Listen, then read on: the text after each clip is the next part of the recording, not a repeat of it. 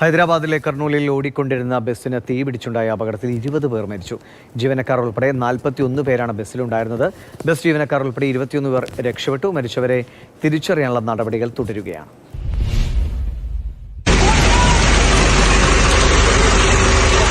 ഈ ഹൈദരാബാദിൽ നിന്ന് ബംഗളൂരുവിലേക്ക് വരികയായിരുന്ന സ്വകാര്യ ബസ്സിലാണ് അപകടം സംഭവിച്ചത്. ഈ ബസ് ഒരു ബൈക്കുമായി കൂട്ടിയിടിക്കുന്നു. ബൈക്ക് ബസ്സിന് അടിയിലേക്ക് നിരങ്ങിപ്പോയി ഒരു സ്പാർക്ക് ഉണ്ടാവുകയും ഇത് ഇന്ധന ടാങ്കിലേക്ക് തീ പടരുന്നതിന് കാരണമാവുകയാണ് ചെയ്തത്. കർണൂലിൽ നിന്ന് ഈ ഫയർഫോഴ്സ് യൂണിറ്റുകൾ ഇവിടേക്ക് സംഭവ സ്ഥലത്തേക്ക് എത്തുമ്പോഴേക്കും ബസ് പൂർണ്ണമായും കത്തി നശിച്ചിരുന്നു. ബസ്സിന്റെ ചില്ലുകൾ തകർത്തും എമർജൻസി ഡോറൊക്കെ വഴിയാണ് ആളുകൾ പുറത്തേക്ക് ചാടി രക്ഷപ്പെട്ടത്. 20 പേർ ആ ബസ്സിനുള്ളിൽ തന്നെ വെന്തു മരിക്കുകയാണ് ചെയ്തത്.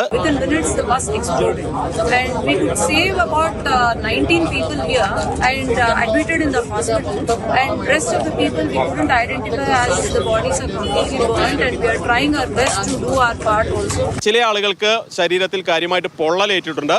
ഇവർക്ക് വിദഗ്ധ ചികിത്സ നൽകിക്കൊണ്ടിരിക്കുകയാണ്. ഏതായാലും ഈ മരിച്ചവരുടെ കുടുംബാംഗങ്ങൾക്ക് 2 ലക്ഷം രൂപ വീതം പ്രധാനമന്ത്രിയുടെ ദുരിതാശ്വാസ നിധിയിൽ നിന്ന് നൽകുമെന്ന് പ്രധാനമന്ത്രി അറിയിച്ചിട്ടുണ്ട്.